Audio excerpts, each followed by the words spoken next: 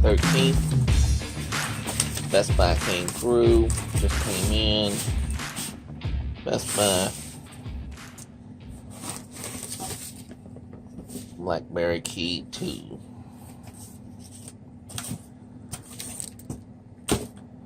So I have not used a BlackBerry regularly since this bad boy, the BlackBerry Bold 9000. I had the BlackBerry Style, the little flip phone after that, but I didn't use it very long. Ordered this, pre-ordered it. First day available, June 29th at 7 a.m. through Best Buy. I used my Best Buy card, 24 months, 0% financing, $650, right, plus tax. And they got delivered today, the 13th, on the launch day like it's supposed to. From looking at Crackberry, it seemed like a lot of people on Amazon did not get their stuff the same day, which is surprising. I usually get stuff from Amazon. It just so happened they had the 24 months financing on this one, so I went with that. 24 months, 0% financing. Currently, I've been using Samsung S8, S9 Plus, and also LG V20.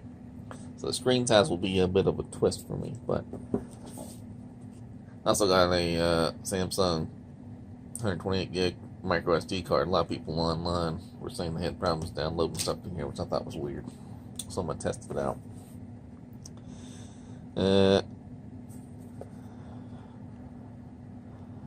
Model BBF100-2. Doesn't have a date that was made on here. There's like a little code you can type in to figure out, and I'll do that once they get up and running.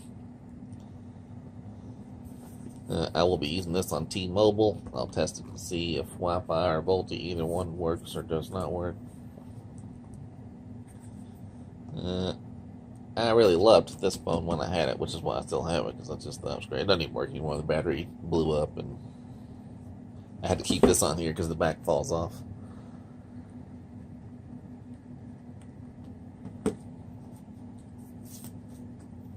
I'm not going to go over specs. Those have been covered to death in other videos. If you know anything about this thing, you should know the specs by now. 4.5-inch screen. The main thing is the RAM. 6 gigs of RAM. So from my other videos, I have a bunch of Android head units. I know how much a difference it makes to have. How much of a difference it makes to have that RAM. So it is cool. So on the Flossy Carter video, he said there was nothing like unboxing a new BlackBerry. I haven't done that in a very long time, so that's pretty neat. I went with all black, of course. Bunch of stuff going on here. Let's get the keyboard up close so you can see it. Let me check this on. Some guy complained online that there was no, that these little subletters aren't big enough. Or you couldn't read them good enough. So there's a little direct size on size comparison. The keys are definitely bigger on the KEY2 than they were on the old Bold 9000, which is good for me. In the box, nothing mind-blowing here. And here's just going to be your standard SIM tool, booklets, Kickstart guide, teaching languages, warranty. Nothing mind-blowing. They are going to be BlackBerry headphones. So I might give these a shot. We'll see how good they are. I don't really like these bullet style. I know that's what everybody uses now, but I don't like those as much as the wings. Like Samsung has these headphones that I like. It has this little tip.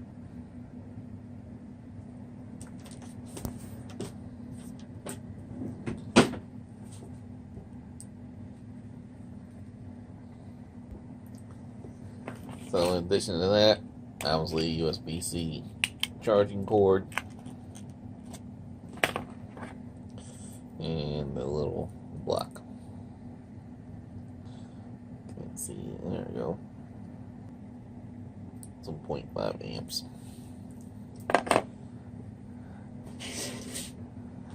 Alright, so here's what we're really looking for.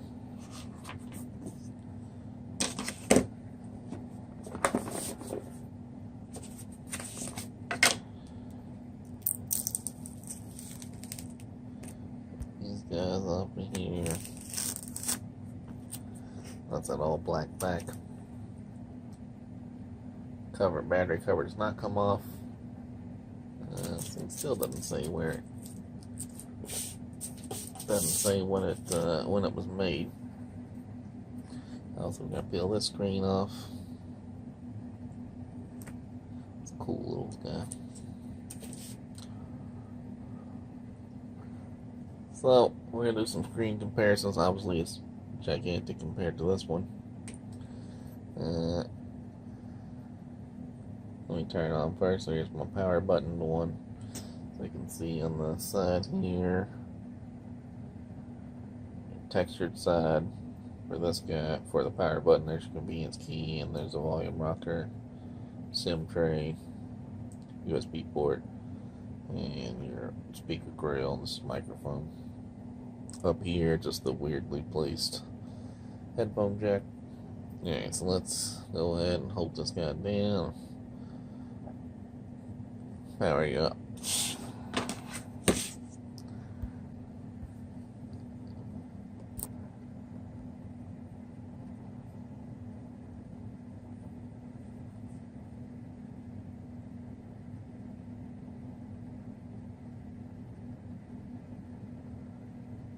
This little launch sequence cool.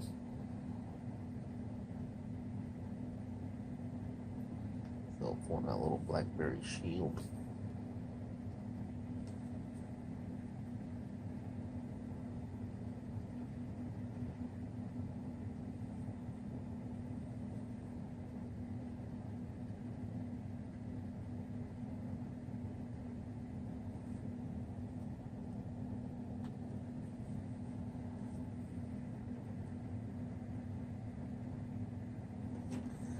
There it is.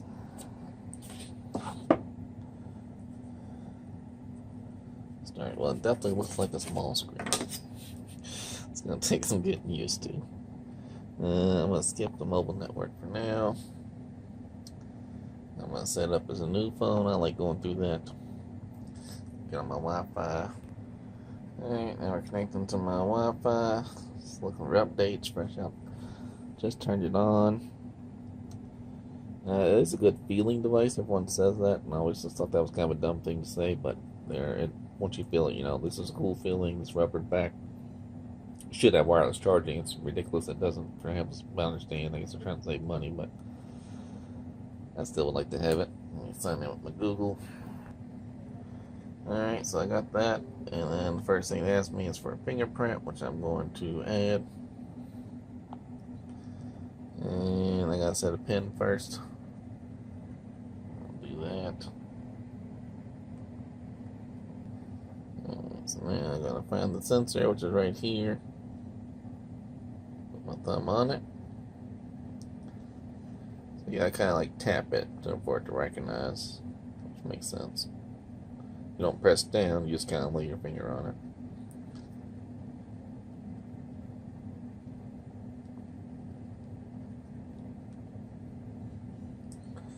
Alright, I'm gonna add another.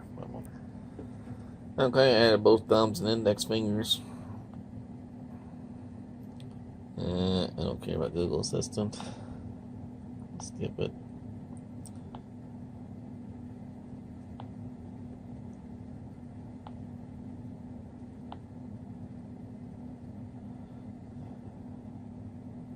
Alright, so I'm just going to get right to the finishing screen here. So normally come up, so this is a BlackBerry thing, I guess. Yeah, like a BlackBerry license agreement. I don't normally see those on things, but yeah.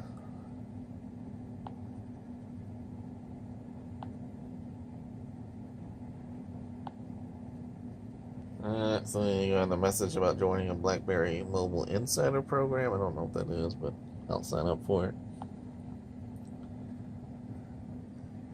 BlackBerry Diagnostics, sure.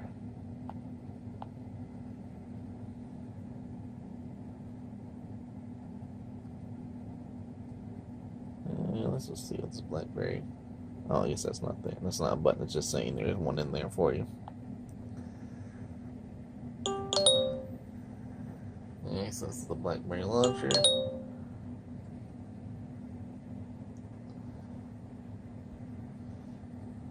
So all the major reviewers, they kind of gloss over all this stuff, but this is what interests me. Is what makes it different than most of those guys. Go through a ton of phones, so they just want things to be like a pixel, but I don't.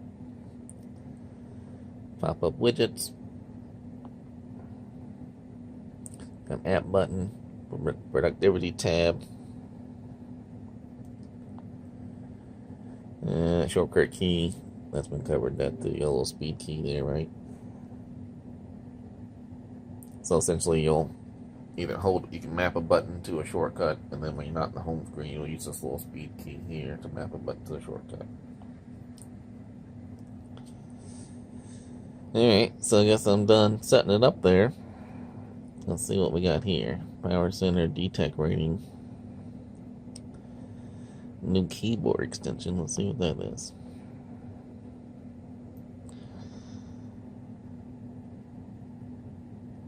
Oh, I see. They'll be on top, so you can just hit that real quick. I wish the number pad popped up there.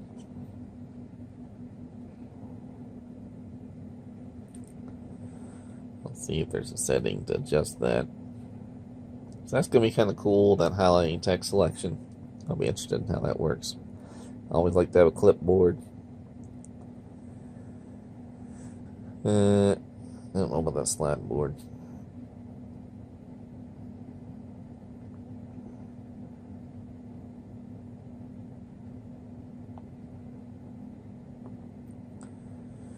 Got that. No SIM card.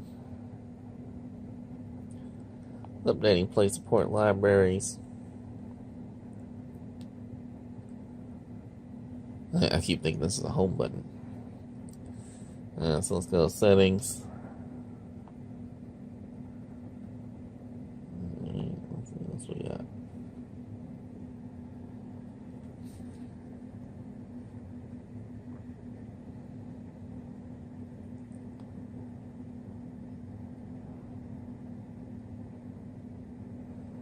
Alright, let's try it again.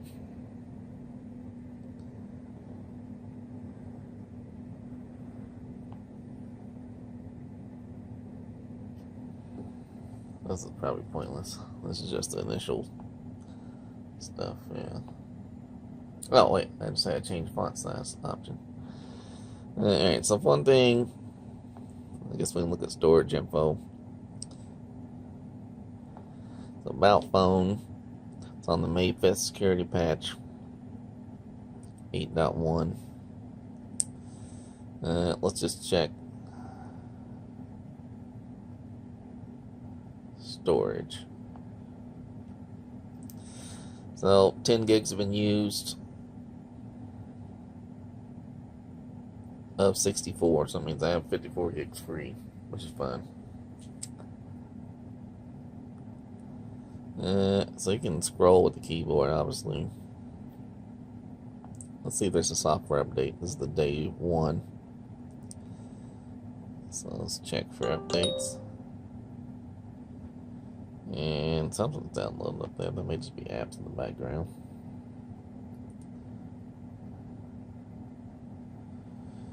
Yeah, this is good. Downloading apps.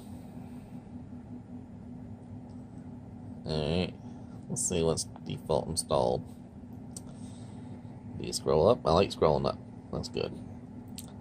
So let's just see. Calculator. That's interesting.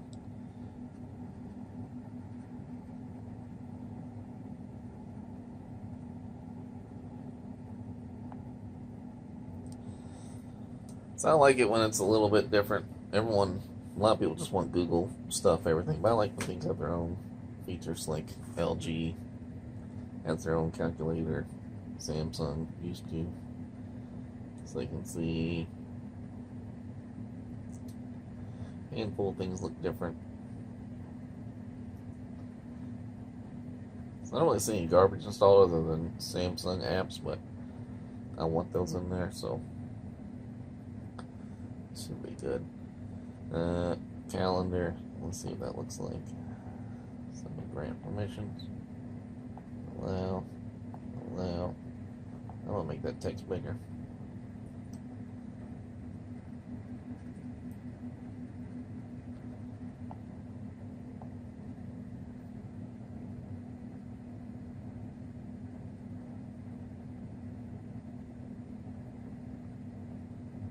So a lot of people just want to use Google Calendar. I don't really like Calendar. I like Samsung Calendar. So this starts out on the day one. Let's see if I can make it the month. So there's the month with the circles. I want it to say my words on here. I like it when the calendar tells you what's on that day. I don't want it to click it. I want you to be able to look at it at a glance.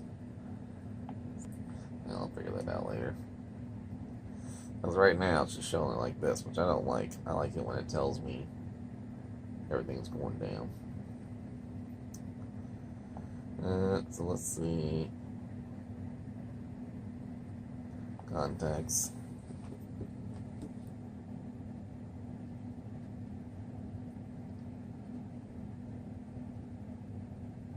How's that?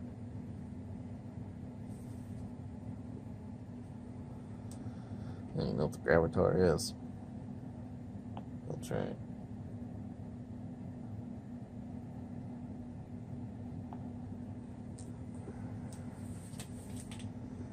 So it just looks like regular Google contacts so far. I don't see anything different. It pulls my favorites, groups. That looks normal. Check out the widgets. I like that. Blacked out area there. I don't care about NFC. Flashlights there. Alright, so see the old classic BlackBerry little dot guy there. That's cool.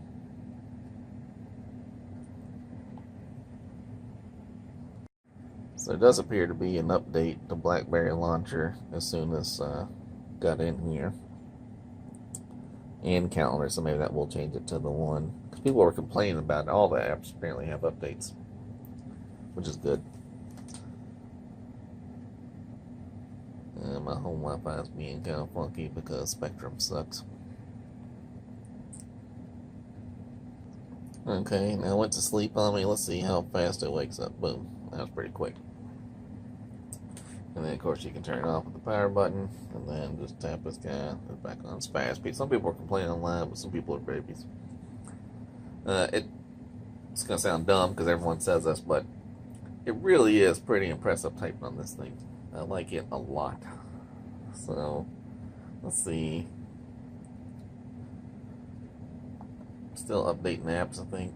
Android messages. That's one thing I think's weird. I don't know why it comes with Android messages. It seems like they could just make BlackBerry Messenger into their texting app. But, I don't know. We'll just have to see how it goes.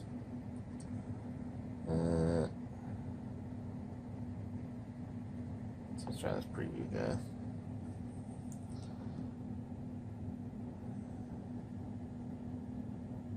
Yeah, that's a little more than I want to get into now. I am going to make my text, my font larger. So,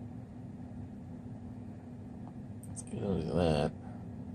Go display. Sleep after 30 seconds. We're going to change that to 1 minute.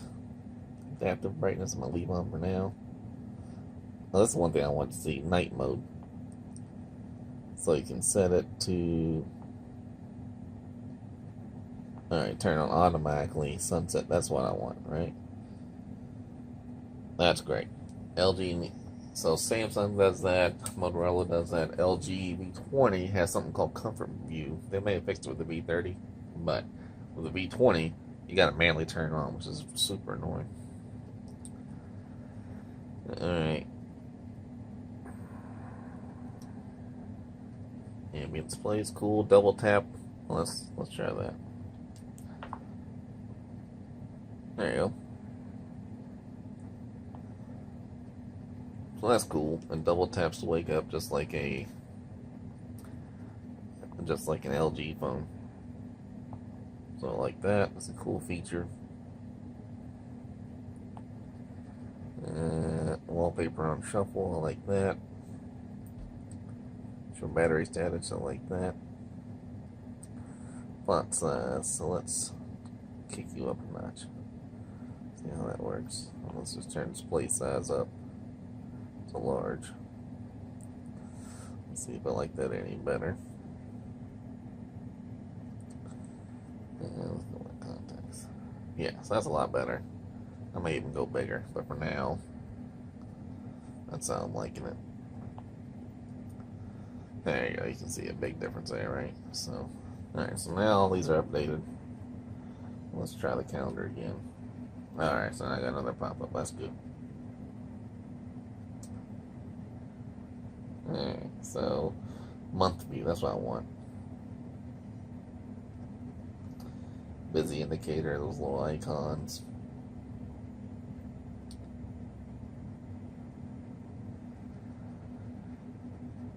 And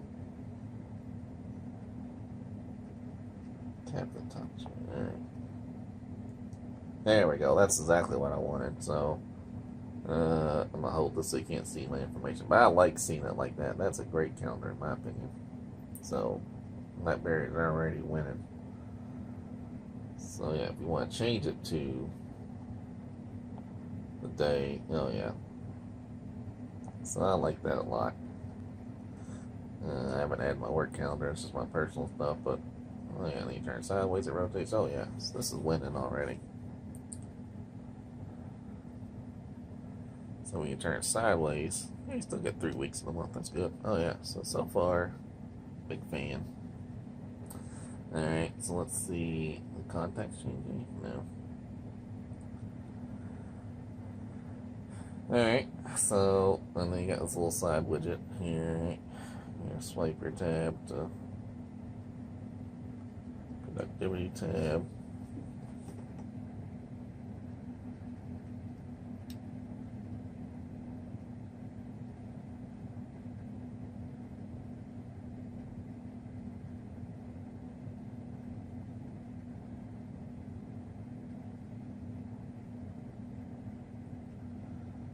If everyone just glances over this, I'm going to try to dig into this a little deeper. Someone just says heavy widgets in there. What does that really mean? I know what a widget is, obviously, but how do I make this thing useful? Because like on LG V20, it has the second screen. On Samsung, it has a little swipe out guy. So I would like it to use it like that.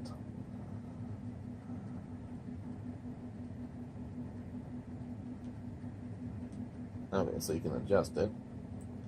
Yeah, so there's a calendar, payday, I like that.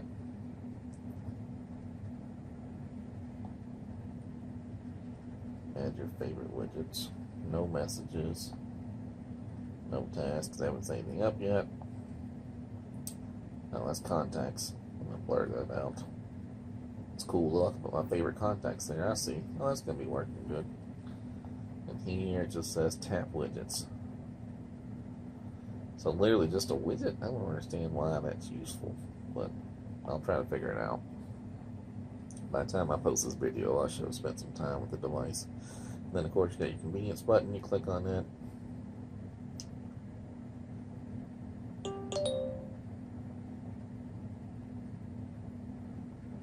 So I can add a shortcut.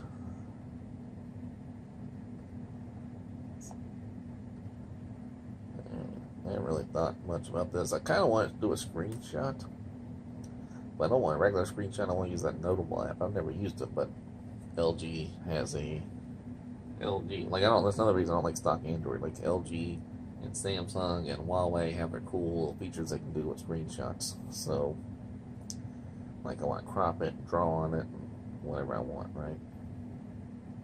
So I'm gonna figure this out before I just set it up randomly, right? I guess it could be for the privacy shape. Would be kind of cool if I'm in the middle and I just hit that real quick to cover some stuff up. All right, so now I'm gonna tie my smartwatch to it. Currently, it's with my with my LG. It's up with my LG V20. All right, so let me stop this. All right, so now we're gonna do some size comparisons, right?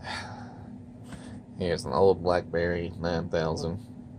Keyboard's similar, but the keys are bigger on this. Obviously the screen's way bigger. You can see how thick that is. It's no big deal. No one cares about that. I guess some people do. So, but everyone talks about how all the reviewers, and I think most reviewers must have baby hands because they always say things are too tall or too big.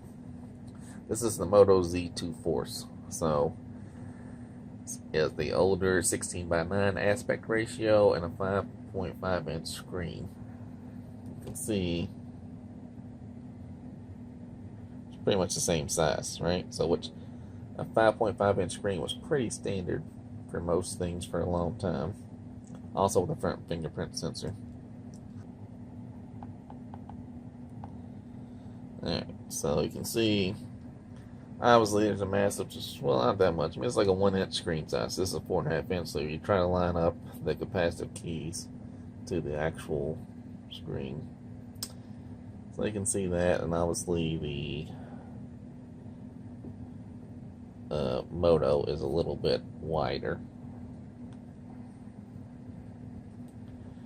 Alright, so it's wider, about the same height. There's a little difference there. You can kind of see that.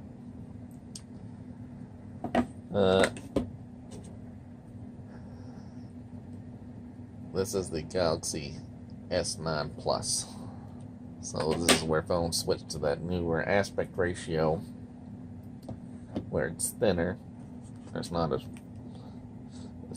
so obviously the screen's gonna be a big difference here because you can see how much screen real estate you're getting there. Taller, obviously, but it's no wider. And then, like, some reviewers were complaining it was too hard to reach up to here, but it's smaller than the S9 Plus. It's going to be bigger than the S9, of course. And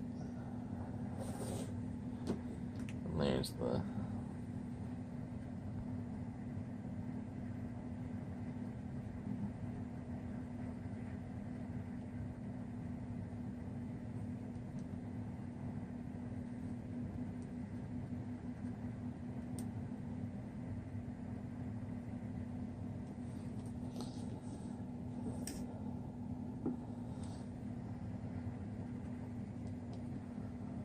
a little size comparison. Alright, so let me stop this and I'll bring out the V20. Alright, so now I'll switch to my Samsung S9 Plus. So here's the Moto Z2 Force, here's the KEY2, and here's the LG V20, which was a very large phone for its time. Even when phones were bigger then, it was still a pretty big fella. This is, for me, is a great size phone, right? This is why I like. The KEY2 is going to be, substantially smaller than that. But when you get to screen real estate, it's still going to be obviously more on the old V20. But that top black part here, that's their second screen, so it's irrelevant to the actual screen size. And then, so obviously you're getting more real estate here. But as far as like when people complain about the LCD on this guy, here I'm up to pretty bright. Not a lot of difference between the two of these. It's going to be a big difference with the Samsung, but the Samsung's going to be the best display you're going to get on the phone, period. So, I don't have a case. I'm not going to have a case, but for now, but I don't like how the camera sticks out. Like, that's the only reason I want a case, because I keep putting it on there like that. I think it's going to break the camera. I mean, maybe it won't, but it seems like it might. Alright. Alright, so now I'm going to do some tests with this. So this is my LG V20. I'm recording this on my Samsung S9 Plus. I'm going to check. So this is not a T-Mobile phone, it's just an unlocked phone. This V20 is a T-Mobile phone. It's a T-Mobile H918 or whatever their number is, right? Right now, let me double check. Alright, so Wi-Fi is off. I'm only on cellular data. And I'm going to run a speed test with the old speed test app. It's obviously a very non-scientific test. We're going to run it.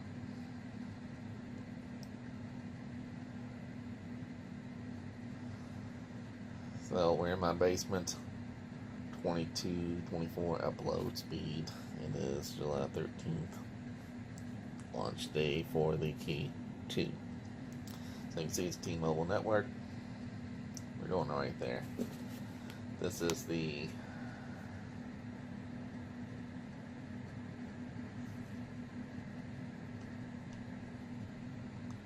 alright, so 32 down and 6.8 up. Now we're going to test T-Mobile on the Moto Z2 Force, which is my son's phone. It's getting a lot better speeds. Motorola generally has better antennas, I think, but just give me an idea of what T-Mobile, this is also a T-Mobile phone. I'm just giving you an idea of T-Mobile speeds at this general location. Motorola, I think, generally has better antennas, but they're both testing T-Mobile Indianapolis, right? So let's try one more with the V20.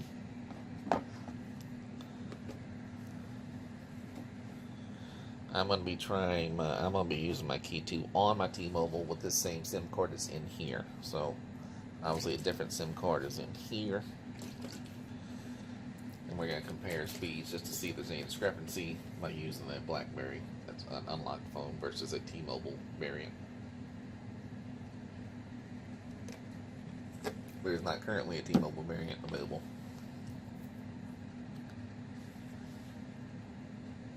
Alright, so it's two good tests here. Now I'm going to stop this and put this on my S9. Alright, so once again, I just switched over to my LG V20 camera. My SIM card is now in here. The V20, let me turn the S9 Plus. Sorry, so now we're on my same SIM card that was the V20 that I just filmed is in here. So let's test, speed test here. The V20 was getting like 30 something the first time and 40 something the second time. The S9 Plus has the extra band 71, which this one does not. Neither the V20 nor the V20 nor the BlackBerry nor the Moto have that extra band 71. But we're still getting about the same speed I'm getting with the Moto. The Moto's a different SIM card, of course. Still T-Mobile. Still in testing from Indianapolis. Yeah, so you can see my last result there.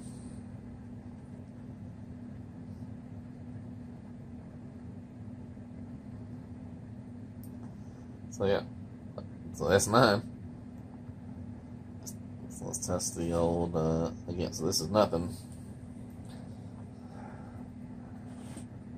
It's just a regular Moto Z2 Force T-Mobile variant, S9 Plus T-Mobile variant.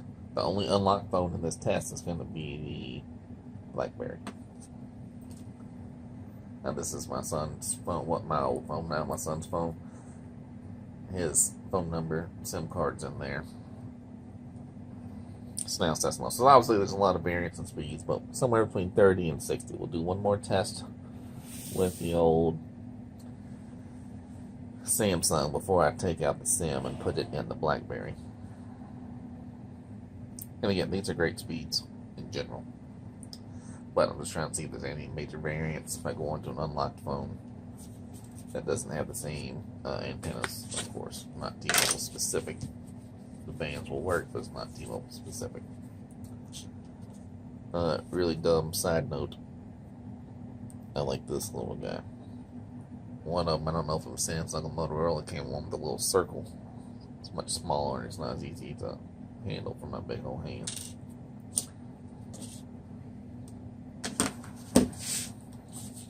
Alright, so 55 and 55, right? So now I'm going to power this guy down, take my SIM card out of the Samsung. Anyone, I don't know when you're watching this video when I'm going to post it, but Samsung was having a problem where it was just sending pictures from your phone randomly. I would call that a not cool problem. Also, while I have the SIM card tray open here, I'm going to put in this Samsung 128 gigabyte that U3 speed Evo Select, class 10, whatever that U3 symbol means. I've used a lot of these. I always see people online complaining about Microsd cards. I always use Samsung. I don't know why. I just have. Well, I know why now because I don't have any problems with them, but I don't know why I initially started. Probably because I had a Samsung. Alright, so you can see me taking out. Let's see, there's a 20. There's a 256 gig one in there. So that's taking my SIM out of the Samsung. Put these back in here.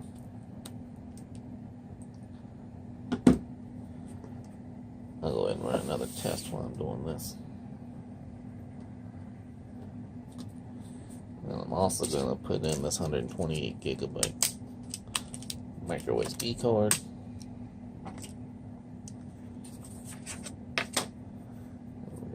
There's your little side piece there, just a little hole. Put this guy in there.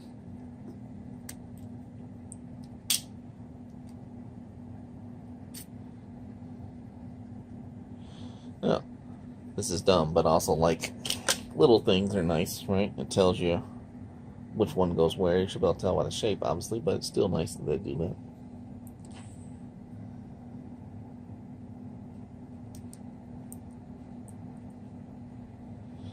Alright, and it fits. There's no like sliding in there. Like I like it. Well, there's even outline there too, right? So it's pretty cool.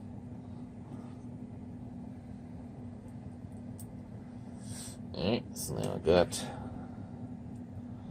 my information, my card in there. I'll slide you right down in.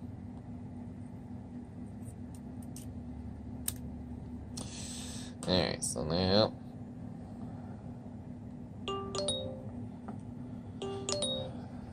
alright, so as soon as I put it in, it recognizes T-Mobile, which is good. I really meant to power the phone off before I did that, but alright. Alright, there you go. Calls will maybe over Wi-Fi. So there is Wi-Fi calling potentially. Wi-Fi calling enabled. I'm gonna do something that preferred. So that's what I prefer. So right there it tells you, I believe that should tell you that Wi-Fi calling is available. Hopefully that's what that means. Hey look, it changed my background. That's weird. Alright. Yeah. Restart your device. I should have done that in the first place. I meant to do, I just got confused. I like that too. You hold the power down button. There's a lock button, a restart button, and restart. So now we can just watch and restart. Yeah. I think you should always do that from a powered off state, not when did there was not the best way to do it by any means.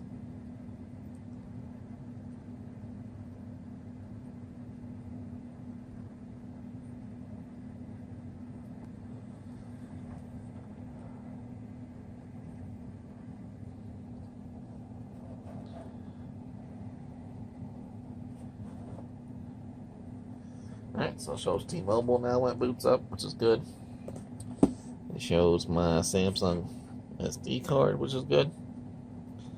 It shouldn't work with fingerprint, right? You need the pin.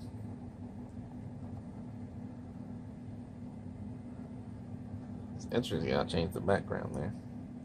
I don't want that background. I like that black one I had previously. Alright, so there's my Samsung card. I'm going to swipe that away. Somebody else in the forums said that shows up after every reboot, but mine does that on my other phone, so I don't know if that's an Oreo thing or what that is, but get rid of that one. You can also just hold down here while we're in there. Nope, that's the widget.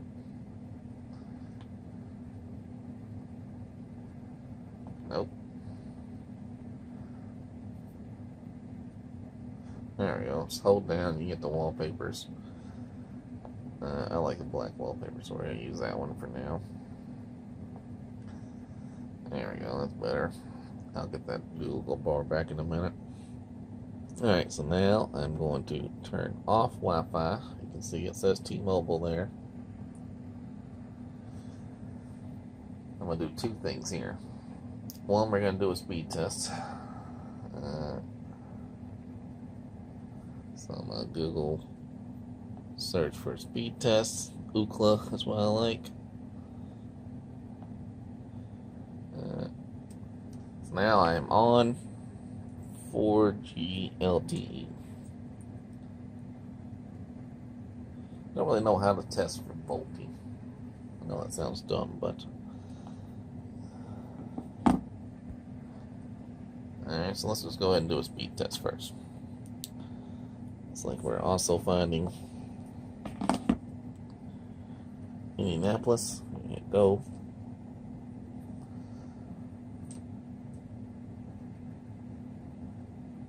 Alright, so it seems just as good from my house in Kentucky, Louisville, Kentucky to Indianapolis,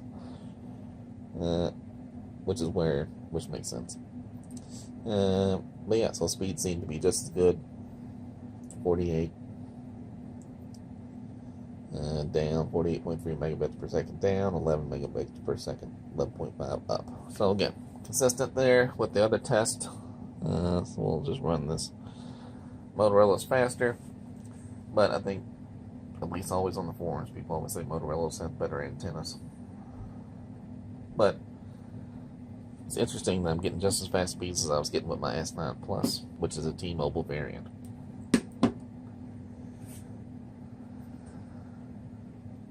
This is right again, because I was getting 20 meg difference. So let's try it one more time and see what happens.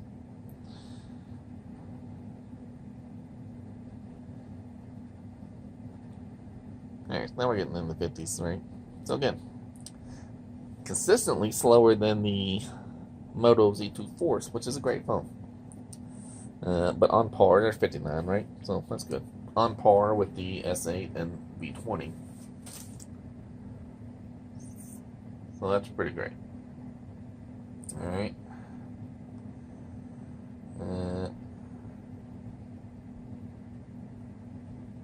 So now let's check a couple other things. We'll go back to the Play Store. And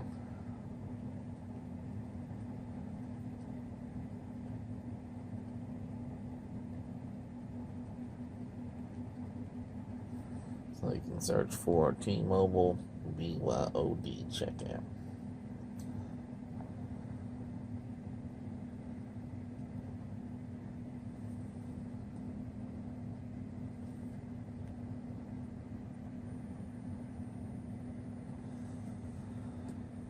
So let's just open this bad boy up and allow that. So I know I can't do the 700 megahertz, I don't think, right? Either way, so I'm going to scan the aim at my device. I'm not going to show that obviously, but I'll show you my results. Well, oh, it's on this side. So you get like a little scanner option here, and then should be on this, on the box. Alright, so here's what I get. I'm going to try to take a screenshot of that. I guess it should be. Alright, so I got a result. I'll edit out my. Alright, so voice over LT is all I care about. I knew I wasn't going to be able to use the 700 megahertz. Alright, so now, how do I.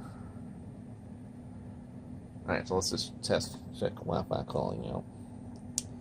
So settings. Let's look for Wi-Fi.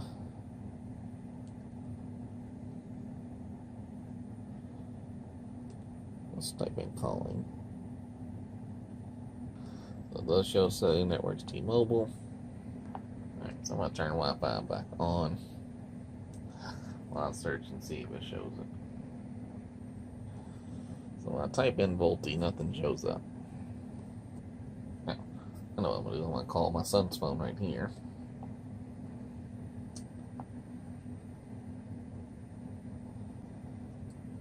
So his phone's calling. I'm going to answer it.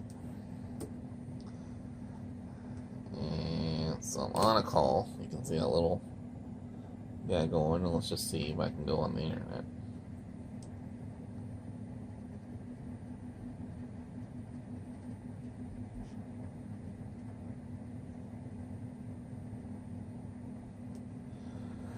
So, well, I'm on Wi-Fi too, so let me hang up.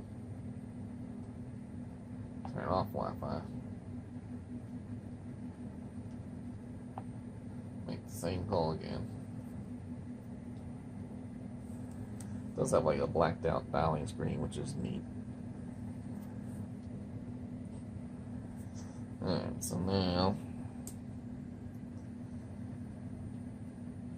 I'm on a call. And let's just see if I can go to the websites.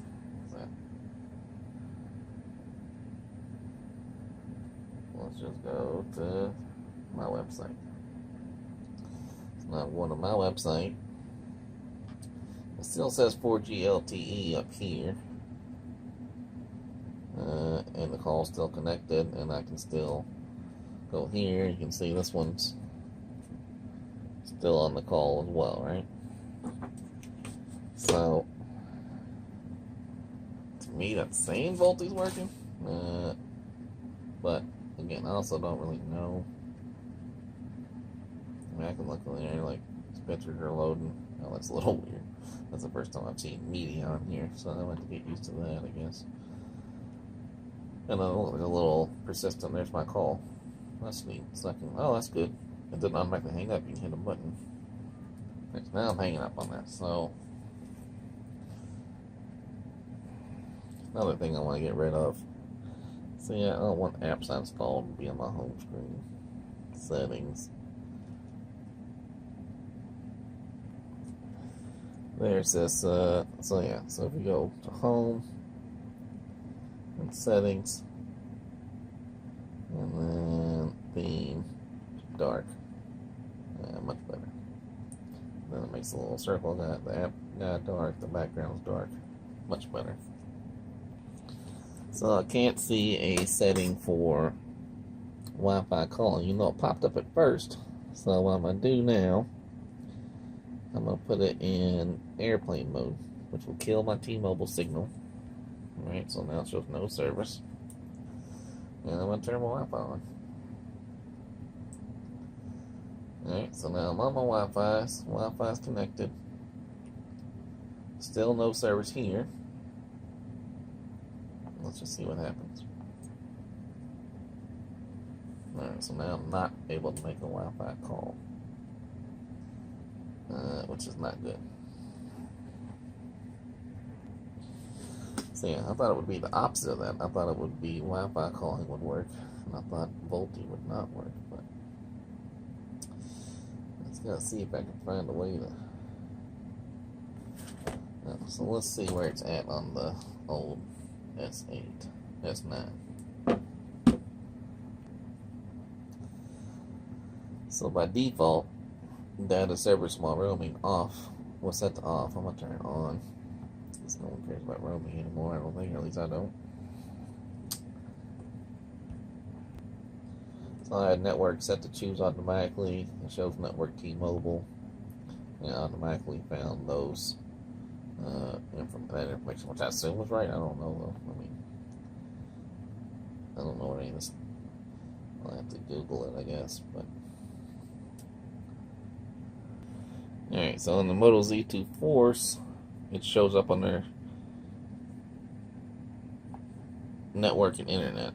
When I go to the Z, let me turn off, or the BlackBerry KEY2, so I have Wi-Fi, mobile network, data usage, tethering, hotspot, VPN, but no Wi-Fi calling, which is pretty lame.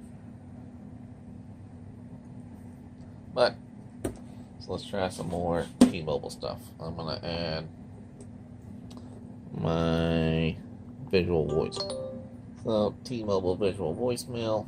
We'll see if that works. Should. I'm gonna turn Wi-Fi off. And so I'm just gonna use my cellular signal. Allow. Let's see if it will set up first try.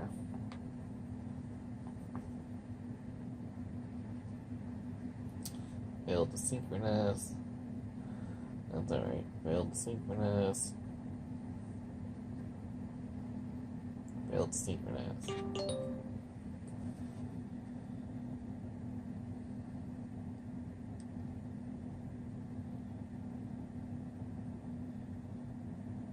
So far, not a super great experience out of the box for T-Mobile wise. I mean, speed wise is fine, but I've had trouble with visual voicemail in the past. So we'll just see what happens. Alright, this is gonna be lame. Let's try this one. I also have the name ID service. Alright, so I definitely want. Let's just go install everything. Let's do the T-Mobile app.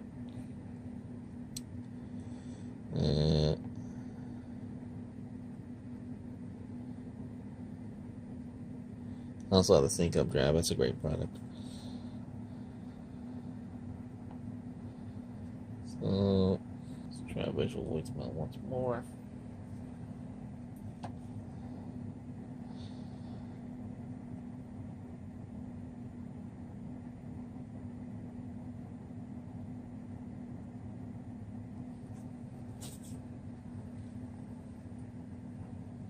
Alright, let's see if I might get a hold of old T-Force. So let's try T-Mobile first. Yeah, so still failed to synchronize voicemails. Alright, so now I'm logging in. App. Fingerprint works fine.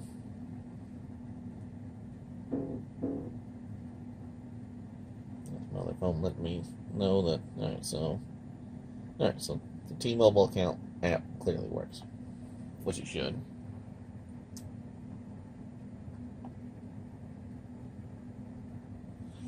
It does show me it's an unknown device, as opposed to the BlackBerry. That's neat. Alright, so now let's try visual. There we go. So visual voicemail is showing up, right? So it just took a minute.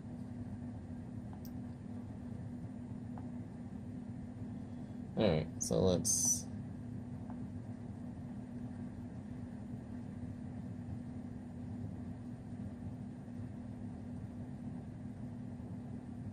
Alright, so now it's saying last sync at 6:45. Let's just to be sure, I'm going to call myself Leave a test message.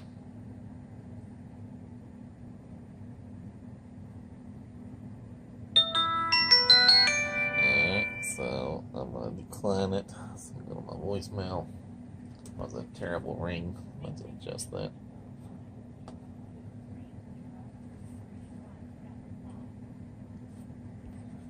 Alright, I just left a message, so let's just see what happens, right? Is it going to tell me an old school voicemail? Is it going to tell me a T-Mobile visual voicemail? And will it understand my Kentucky? Alright, so now I got a signal assigned for a regular voicemail, and then boom, alright. That's how it should work. It sees the regular voicemail first, and then it transitions to a visual voicemail. That's how it works on all my other devices, so that's just fine.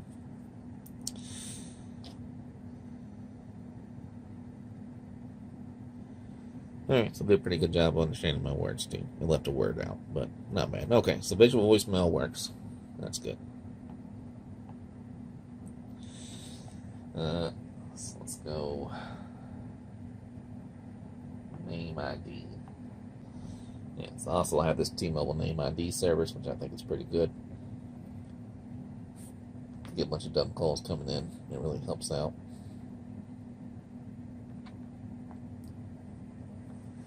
Alright. Allow it, allow it.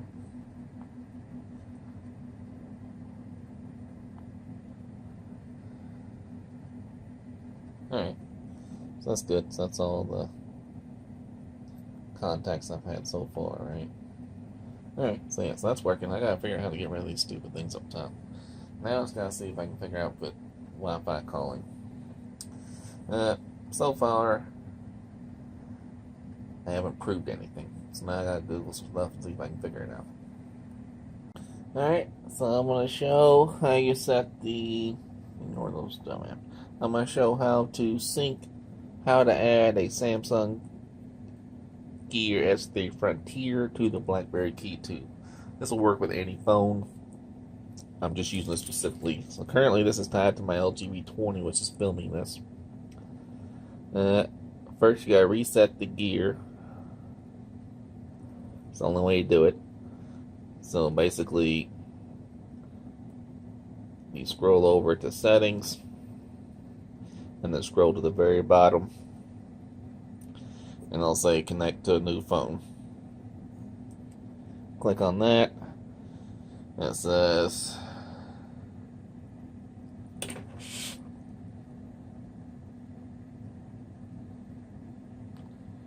reset gear to connect to a new phone. Right? So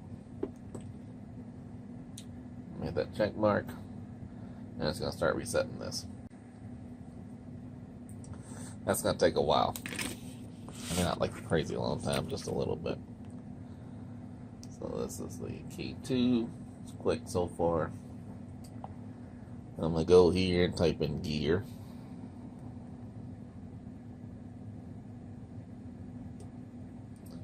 Saying some gear. You see this guy's still resetting.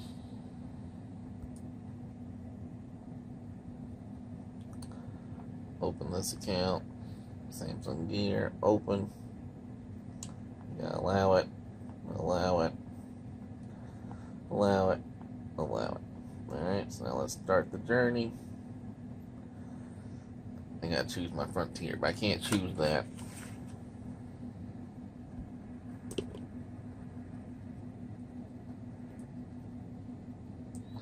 You can't choose that until it's fully reset, right? I mean, I can. This is gonna ask. This is gonna start. So obviously, you gotta have Bluetooth on.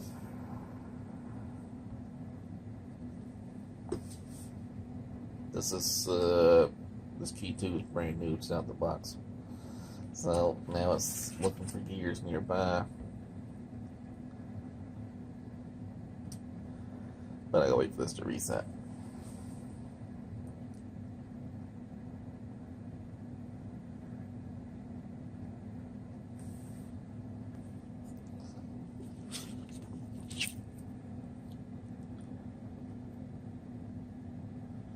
Alright, so once this guy comes back on, now it's just resetting itself.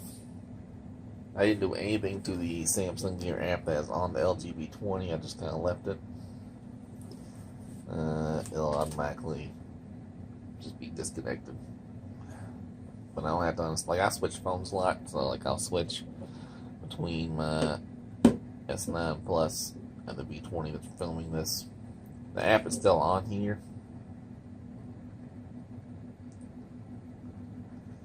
So I still have the Gear app on here. It's just saying it's disconnected. So if I wanted to connect it here, I could. I don't have to reinstall it every time. I'm just waiting for this one.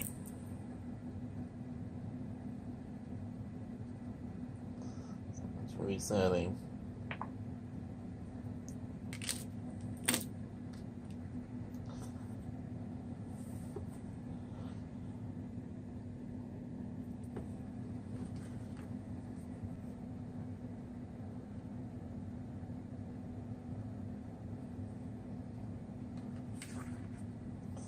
Still resetting. Alright, so here we go. Now we're saying welcome. So English, the battery's pretty low because I've been wearing it all day. So it would normally be brighter. Alright, so now it's asking me to download the app. I did. So let's scan for nearby gear. And it does see that one, which is me. So you can see that name there. You can change that name if you want. That's just what mine says. So that gives you a pairing code, pair. And then you hit the check mark on this one. So now we're going back to the phone. We're just installing extra stuff.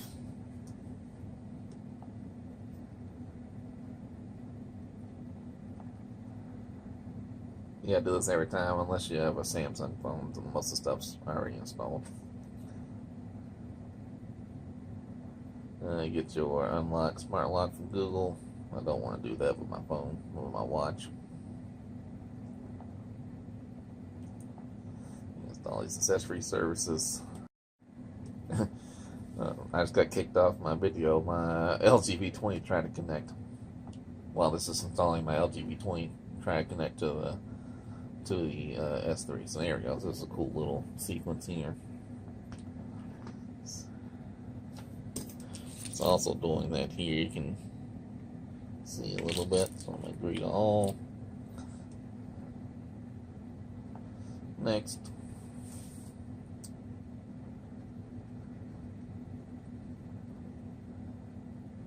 Sign in with your Samsung account. I've had one for a long time.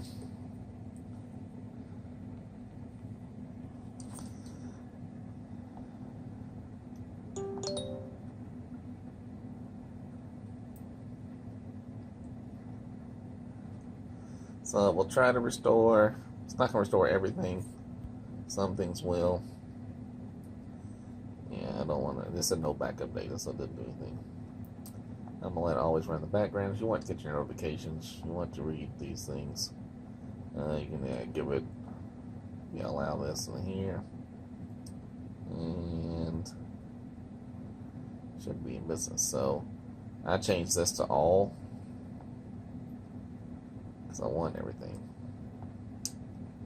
And then a little more magic and we should be done. Right? So yeah, I'm down to 1% battery now, so I'm gonna have to charge it, but essentially that gets you set up and going. And you can change the face as soon as you change it on here. So let me change. So right now you can see this watch faces the clock. And as soon as I click it there, it'll change it to that one. Yep, there you go. It's real easy. It will also ask you to install some other stuff.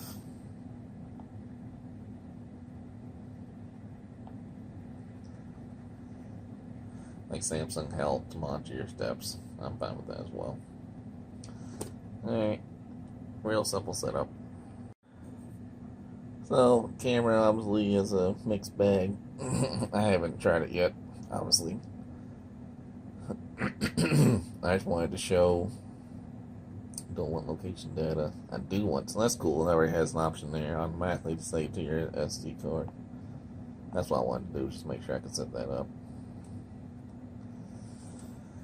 And then, yeah, I guess some people were concerned.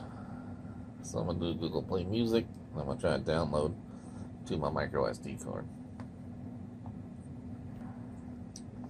So one thing I always do, I go to my settings. I change my quality to high.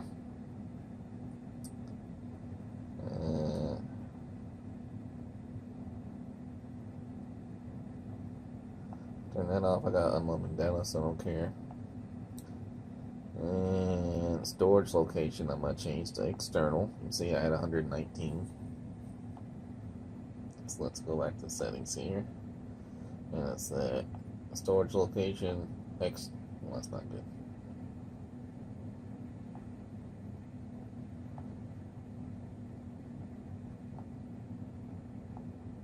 Clearly, we're having a problem with Google Play Music to the microSD card. So let's just try YouTube Music to the microSD card.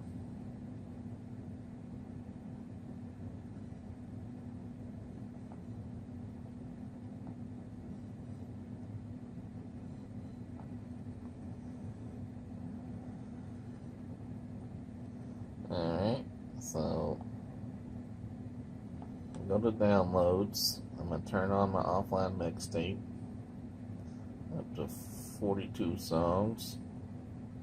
Turn that on. Go to settings. I'm going to click on use SD card.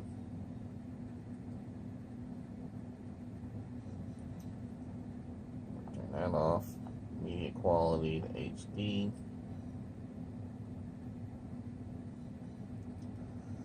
Let me just see about that. Let me go to settings, storage. Yeah, there's mine. So it's there. So, just want to show a couple more things. It's a day later now.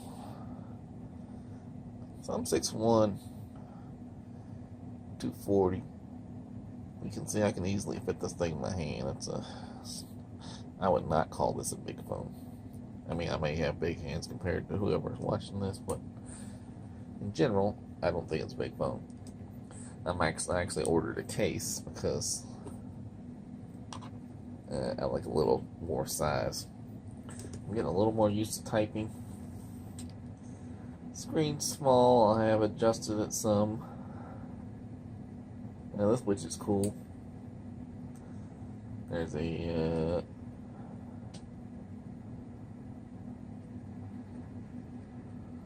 widget.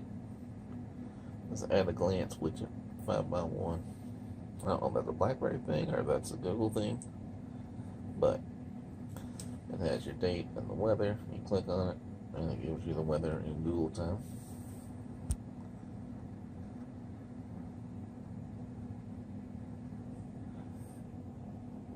And you can see tomorrow, you can see 10 days. So that's pretty cool. I'm not sure if I like the hub. I've set up various apps. There are some bugs, which I've reported to BlackBerry already.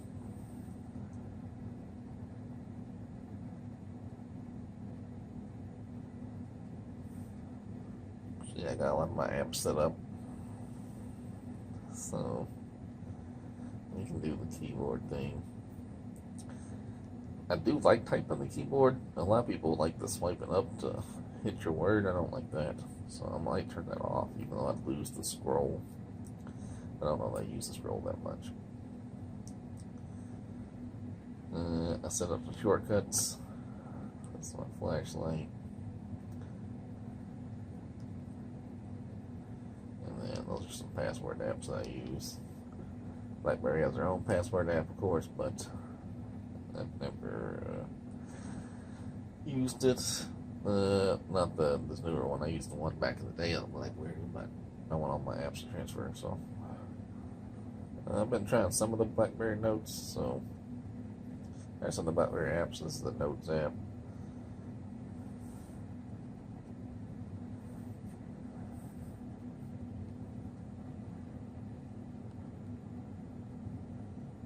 That's not so easy to take watching through a camera. So like, you can see it's all messed up there, but like I'm holding the camera on a stand here. But like, so here's what I don't like.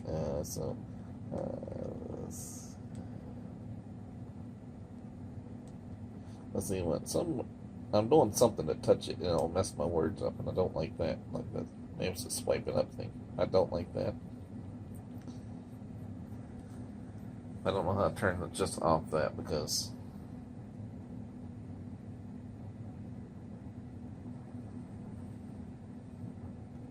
I will be typing and then I'll accidentally swipe something and I'll throw a word or something in there, and that kind of messes me up.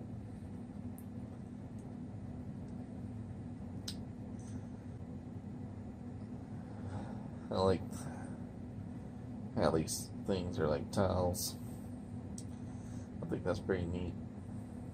You can change it if you want, but I like things to be a little different than standard Android, so that's pretty neat.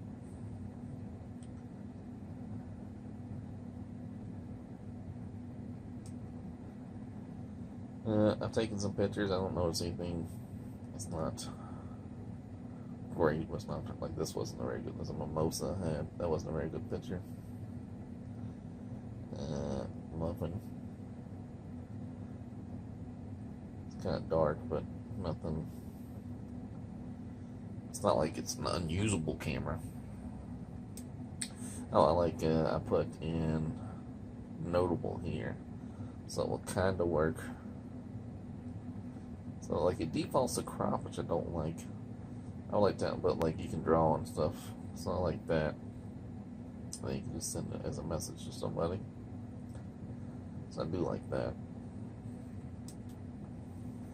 And I set my watch up, so you can see you can change. So as soon as I change my watch face, so it's gonna change there. So.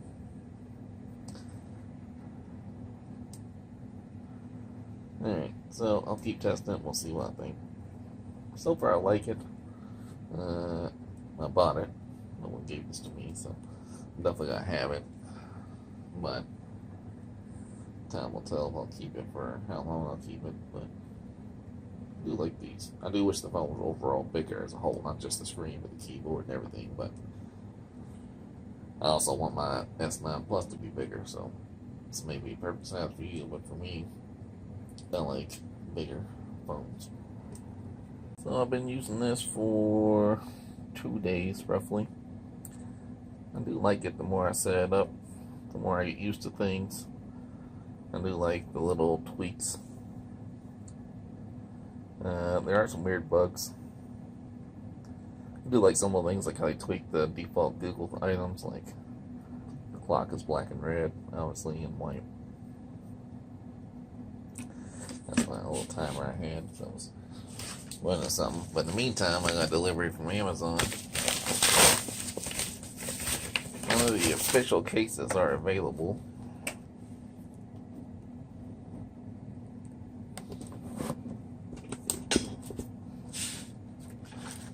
So I also had to order from 2 no-name brands, Avidet and TopACE. They were both $7.99. I bet they're the exact same product, just different cases. I'm sure it looks like it. Yeah. That's loud.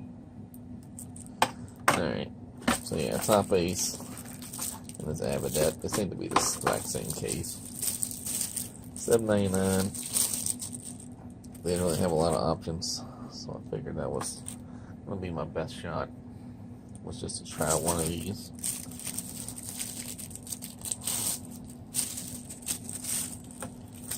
Yeah, they seem to be the exact same case. They have buttons are covered. So let's just check the fitment here. So there you go. Fits pretty good. So pictures.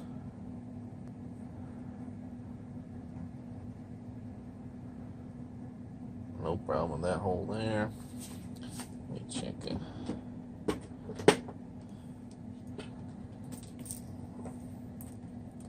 Just want to make sure headphones fit. Plenty of room.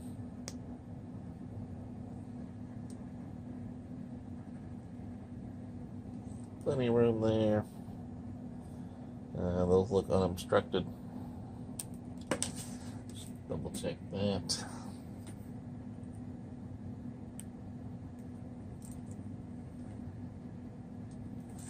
Fits and it's charging.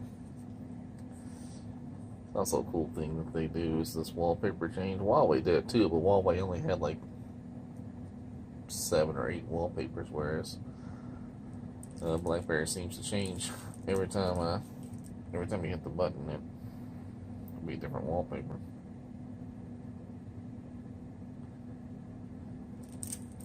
That's pretty neat. And every time you charge it, this little line telling you what charging is, and even when it's fully off, it should. Yeah, so you can see it's charging. So I like this one, so I did this little heart guy, and it adds it to a list of favorites. Even though I haven't seen any Widgets, I don't think. But yeah. So this is really what I was looking for. Now the camera, I can lay it face down. I lay it back down, like I've been laying on this guy, so I keep worried about dropping on the camera. So now you can lay it just fine. That shouldn't come to the typing experience at all, really. You should be able to.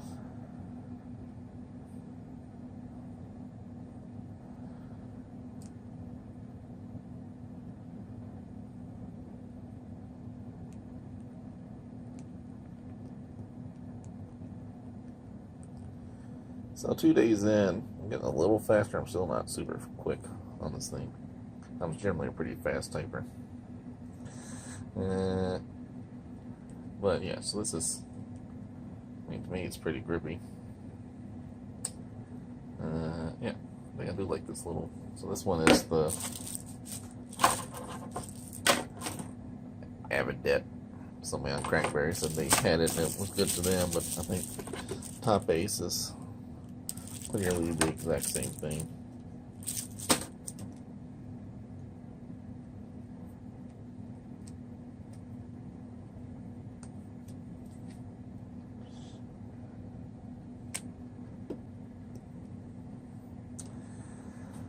So we'll show someone on Crackberry found this or posted this. But you hit this quick shortcut guy, and then I made a favorite. You search for phone services Wi-Fi calling. It'll take you to the Wi-Fi settings, and Wi-Fi calling does work on T-Mobile with that setting enabled.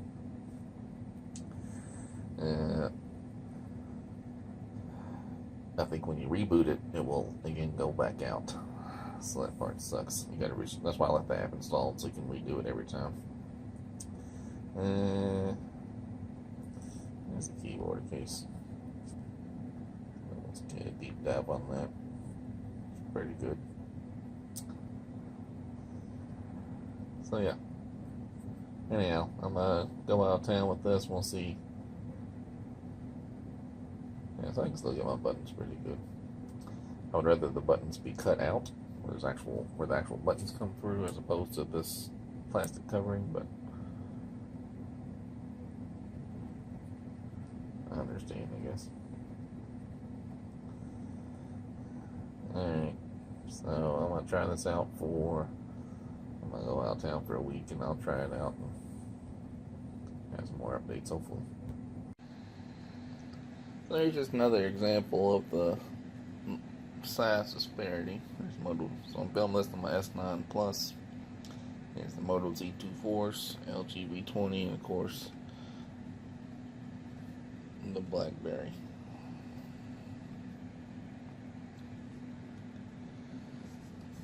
You can see how substantially different in size there is between the BlackBerry and the LG V20. This is one of my favorite phones, is to use the actual V20.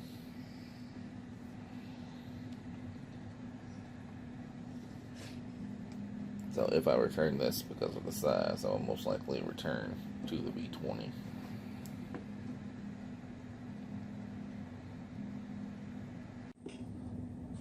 Here's another example of what potentially could be a bug. This one's a little concerning, a little odd anyhow. So this has happened last night. We had a standard Android flash for a flash flood warning. Every phone in the house was going off, including the iPhones, everything. And the KEY2, which is what I had my SIM in, was buzzing.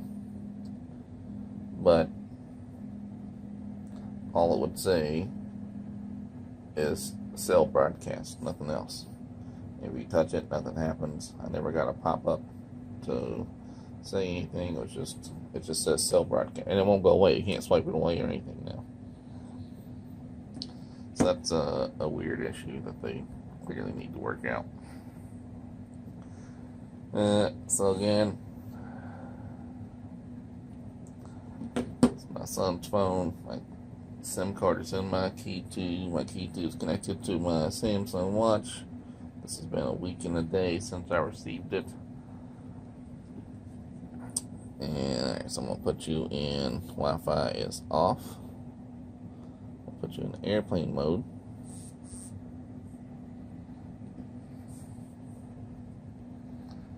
So we're in airplane mode.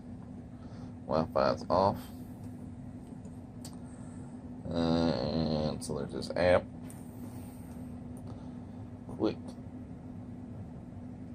Quick shortcut. I'll put a link to that in the description. You go to phone services. And you can turn the Wi-Fi calling on. You got to do that every time. That's before the update. I'm going to show you an update's been released. I haven't installed it yet. Some people online were saying they had a problem. So now Wi-Fi calling is enabled. I'm going to turn Wi-Fi on. I get the Wi-Fi calling not ready icon. That should go away in a second.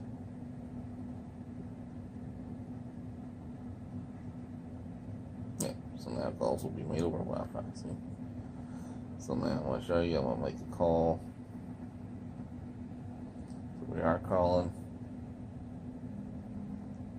You can see it's working. And it's still on airplane mode. So that means my cellular data is off. And I use it on airplane, so.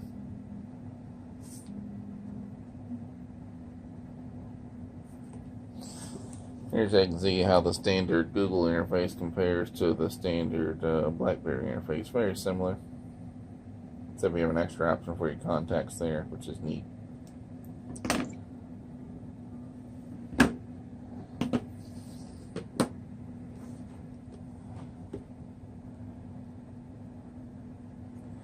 So that's one bug, is that.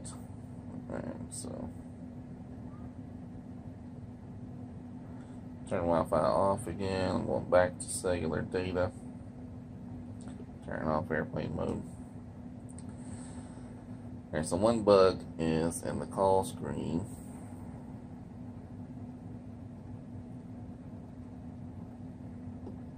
Three dots. You go to settings. There's no option. Click on calls. There's no option for Wi-Fi calling. Alright, I've been through all those. They're not there. So that's why I had to use this app to make that work. And that's one bug. Another bug, you see where this Whole Foods is here, right? There's no setting. So in the old version of Android, there would be a setting in the Play Store. This one does not have it. Because it's Oreo. Oreo, it should be on the home screen here. It should be a home screen settings. Somewhere in the BlackBerry launcher settings is where it should be. As you can see, my Samsung Galaxy S9 Plus, which is also on Oreo, has that setting right here, which I turn off. So, to their credit, I sent BlackBerry, I called BlackBerry and put an email ticket in, and they wrote me back, and they thought they had a fix for that one. I'm gonna try that now. I haven't tried it yet. So they said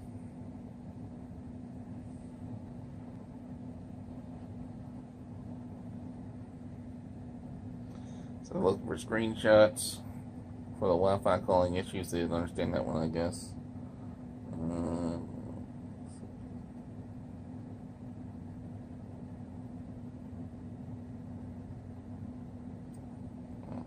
They sent me more than one email, so I didn't respond at first because I was out of town on work. Here we go. So they have an option for the home screen. It said open the Google application, not Chrome. And there should be an add icon to home screen sitting there. So we'll try that one. So let's click on Google. Open the Google application. Tap on the three lines in the bottom right. Did that. Scroll down to settings. Settings. And it just says turn off the switch to add icon to home screen.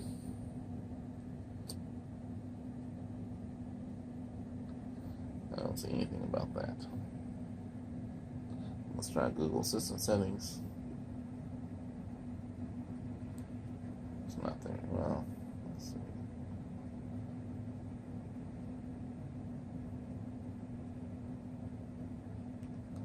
It's not there.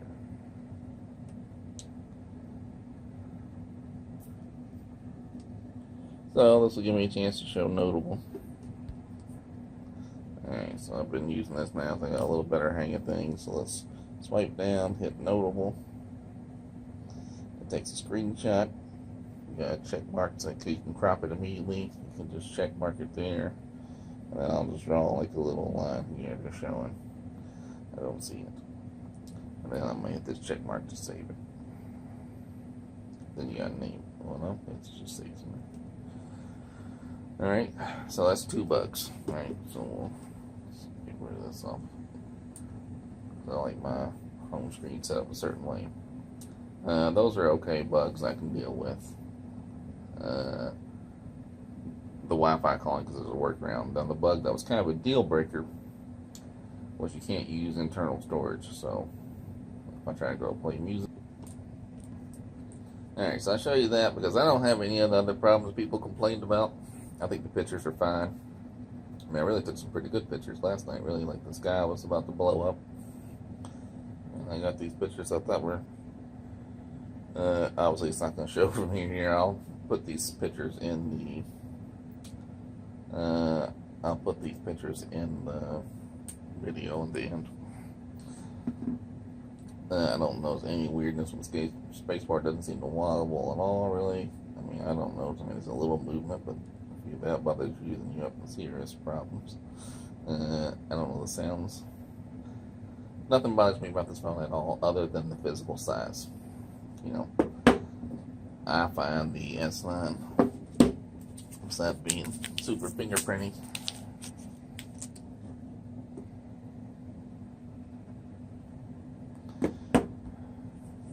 I found myself getting used to Android messages pretty quickly. I haven't found any use for BlackBerry messages.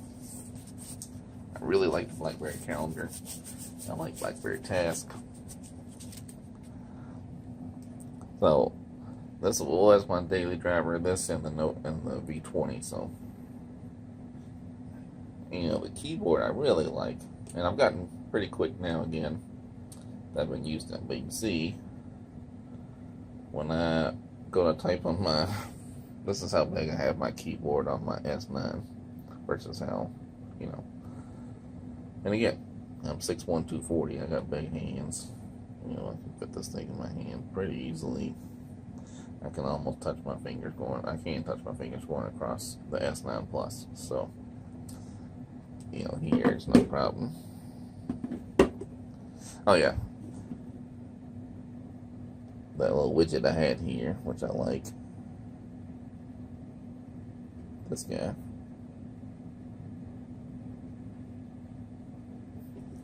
I thought it was a BlackBerry thing. It's just Google Widgets is on here too. But I mean, I really like the home screen look. I like how you can black everything out. I like how you scroll up and down for apps, like the vertical scroll for apps. I mean, everything about this phone is pretty great. I don't mind the camera. I like the note system. I don't even mind the screen, really. I mean, obviously I'd prefer a bigger screen, but everything looks pretty sharp and detailed. I don't have any problem seeing the outside. I don't know what all those other complaints are about. It works perfectly fine with my watch. The fingerprints, it's fast. I have no problem. Never had any problems with the fingerprint reader. All that works fine for me. The only problem is the physical size. I do really like this little cheap case I got. But yeah, so there has been an update out. So let's just see if I can get it. So currently, system.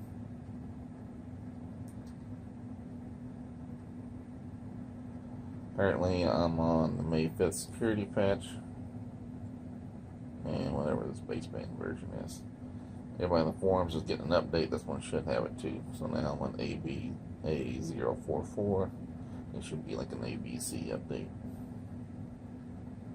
Well,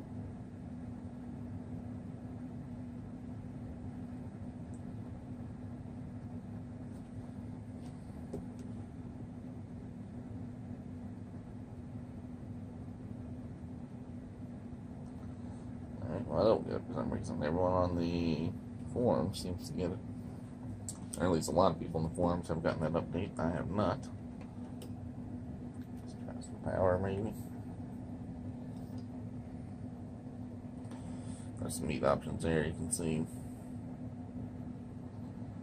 And even when you turn it off,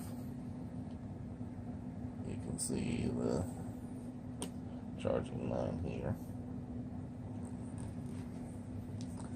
I'm definitely not getting 2-day battery life.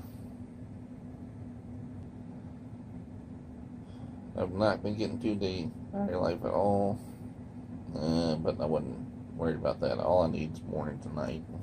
This one does pretty good. I've had no signal issues. Like I said, I've made 1 phone call or 2 phone calls. They were crystal clear. I did a speed test, so I went out of town to Schenectady, New York. I took both phones because I was worried about, because the S9 on T-Mobile has band 71. So I put the SIM card, I put them in a hotel and ran a test side by side, and both of them got relatively the same speed, like 30 something for each. So signal's not been an issue on T-Mobile in Kentucky and New York, or we stopped in Charlotte at the airport, so I've had pretty much no issues with that. I think the phone looks cool.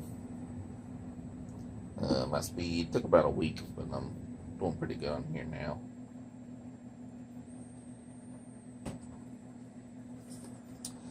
But yeah, other than that, I said oh yeah, there's some cool things on here too in the settings you don't normally see. Alright, yeah, so under the display, there's some cool features. So obviously night mode, I think I looked at it already. It's cool that you can turn it on a schedule. Adaptive brightness, that's the auto brightness. Wallpaper shuffle's cool. That's the one where you turn it off. Yeah, very different wallpaper. And like you can see, I like this one.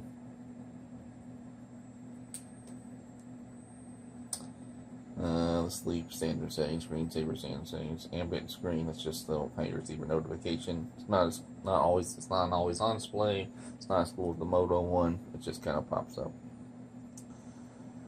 Tap to wake. That's cool. It's like the LG type feature.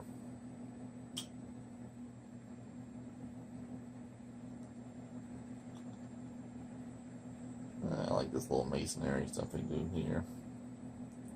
Standard font size settings, the recent settings. That's where you change it from Rolodex styles to masonry.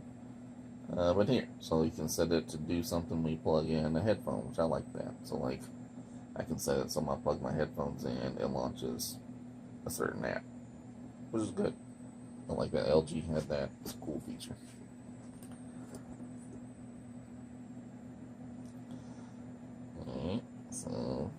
this?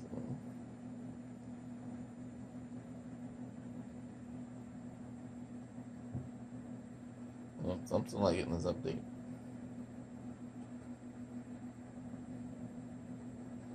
Everyone claims the update fixes the storage issue problem, but so far I'm not getting it. I'll try again later. Alright, so we are getting an update here.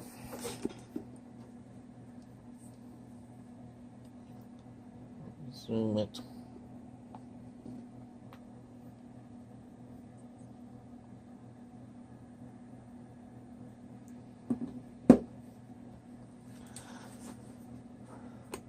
So it is now the 24th, July 24th, so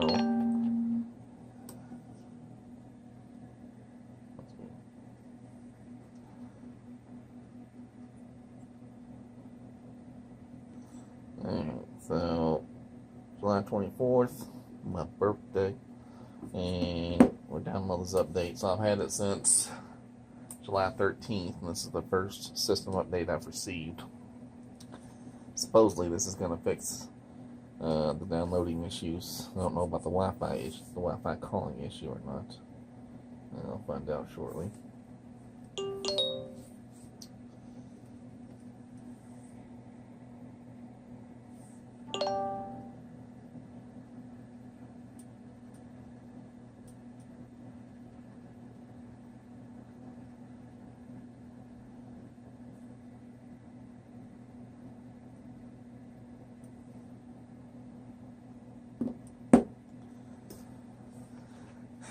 So yes, I've had it just about 2 weeks. I don't have any complaints that most people have. I think the camera's fine. Speed is absolutely fine. I don't have any problem typing anymore. It took about a week to get used to that. It's just too small for my hands, right? I'm a big guy. So, like, I'm filming this on the LG V20, which is my daily driver. So the price is expensive, $649 for a little bit, but I mean, no phone's really cheap, so that's not really a deal breaker for me. I'm getting the Sony XC2 Premium, which is $999, so I just waste a lot of money on phones. I'm buying these myself. No one's buying them for me. No one's providing these things for free. If they want to, feel free. BlackBerry, send me a free phone. That'd be cool. BlackBerry support has been pretty responsive over email. Although I did tell them to call me and I could explain it better, and no one called. They called at the time. So I initially put the ticket in. Someone did call me. I didn't answer it. And then they sent me an email, and we communicated over email for about a week. Mainly me. I was working, so I was delaying my responses, but they did ask me to clarify the Wi-Fi calling issue. I sent them some screenshots, and I said, if you call me, I can explain it a little better, and then no one called. So, and I did give them my phone number, of course.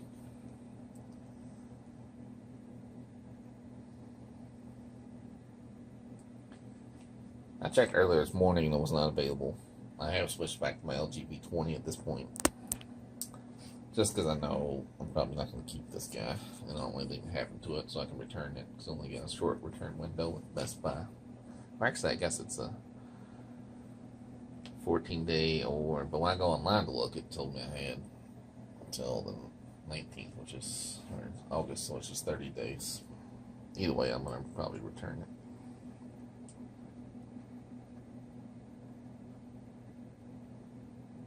And again, I don't have any problem with the keyboard, nothing wrong with the space bar, no weird, the fingerprint sensor works at adequate speed. I don't mind it slow at all. The camera seems fine for me. It's just, and the screen, I don't mind being this small. I just want the phone itself to be wider and even taller, really. So, I mean, I would go with a bigger keyboard and keep the screen that same size. I wouldn't have a problem with, but you know, I'm just used to big phones. I use the Nexus 6, I use the LG V20, I use the S9 Plus, I use the Note 8, the Huawei Mate 9, all big phones. And I knew this phone was small when I ordered it. I just assumed. No, I didn't assume anything. I just thought I'd give it a shot and see if it works. See if I can get used to it or not. So I do really like typing on it, which is obviously why you get the BlackBerry. But I also really like the BlackBerry features, the BlackBerry functionality. Alright, I'm going to pause this. I'm going to take. Right now it's 6:32. 6:35, still going. Making progress. Alright, 6:39. We're getting closer to the end here. So one thing is good, they are updating this, obviously. But it probably could have came out a little sooner. They originally came up on the forums on the Crackberry or Reddit. They were having the -6 variants were getting them first, which is overseas, maybe Asian models, potentially, or maybe UK. I don't remember which one that is. Mine, I believe, is the -2, which is the North American version, at least the American version.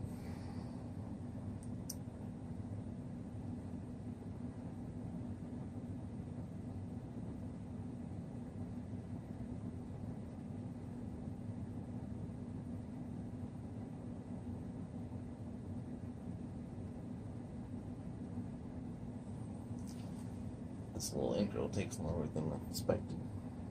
It's cool looking though.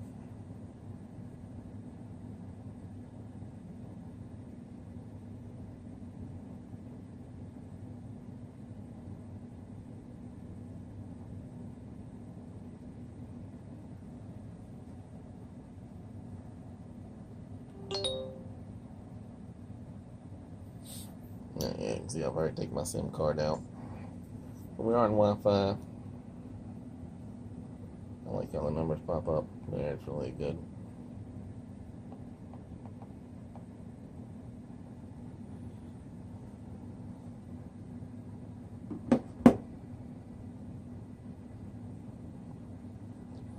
So this is an Oreo thing. We're just finishing the software update.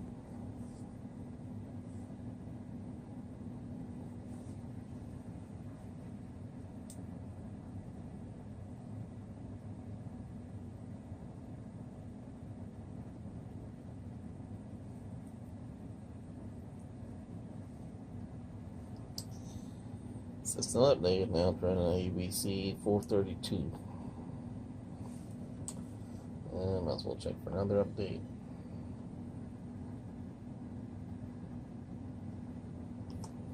I've seen some complaints online about Bluetooth and just about anything you can imagine. I haven't had any of those problems. Bluetooth doesn't seem any better or worse than any other Bluetooth device. I always have this watch connected, sometimes a speaker. And I had the watch connected to this phone for like a week, so I didn't notice anything. No problems with it. No problems with Bluetooth or the watch functionality as a whole. Alright, so let's just see. So let's go to System. About phone. So now I'm on the July patch, which is good. So that's good. Someone thought the baseband version changed. I don't remember what it was. So that's good. So now let's go to our real test here. Let's see if it fixed. Alright, let's go to call settings. And it's on the Crackberry. It showed if they hit calls, they'd have additional settings for Wi-Fi calling, but I don't see that as being an option here. So let's see if my shortcut still works or not.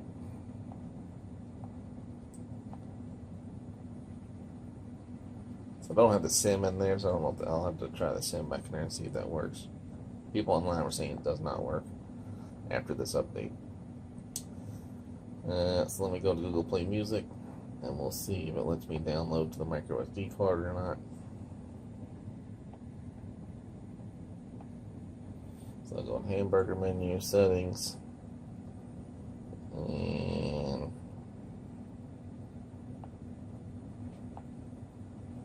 alright, so now it did let me, so before it was crashing, so that could have been fixed. So let me see if I can download something.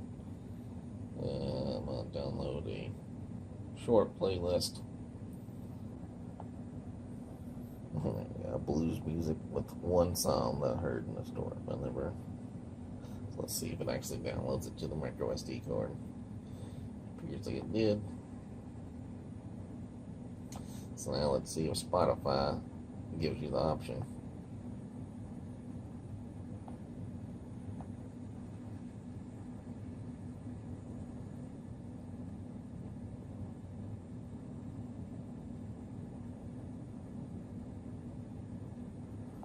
Alright, so now you have the option to choose SD card.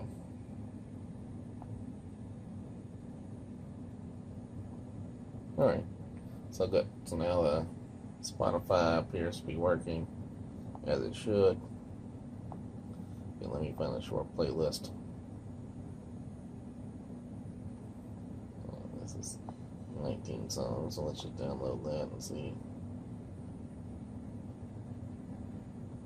Alright, so Spotify's downloading. Google Play Music's downloaded. So it appears that update fixed the micro SD card issue. Let's see if it fixed this issue. Settings.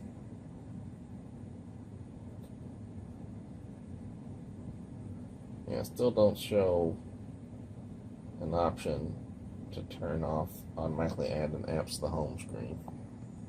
I'll check the Google account setting that they emailed me about. It should be earlier in the same video.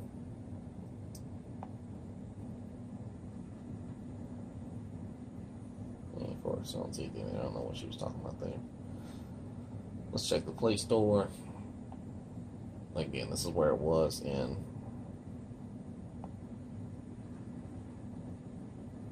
Nougat, but not Oreo. Yeah. Alright, so one thing's fixed. Still need two more things to be fixed. So let's look at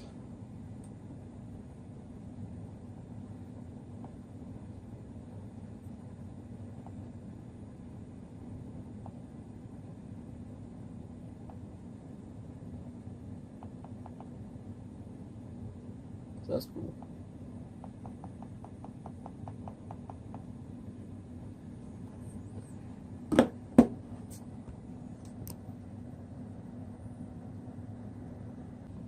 Alright, so again, overall, it's a good phone. If you don't mind, if you've had the KEY2 or any other BlackBerry, this size won't bother you, or if you like smaller phones.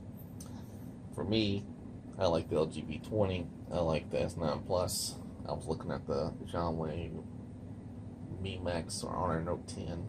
These phones are going to be 6.9 inches. Like I said, it's just too small for me to. I mean, I can use it. It's not physically impossible. I just prefer the larger phone. So, again, great phone. If they make a Plus version next year that's probably like this much bigger, I'll be all over it. But, or, you know, I like the BlackBerry stuff so much. BlackBerry tweaks to Android so much.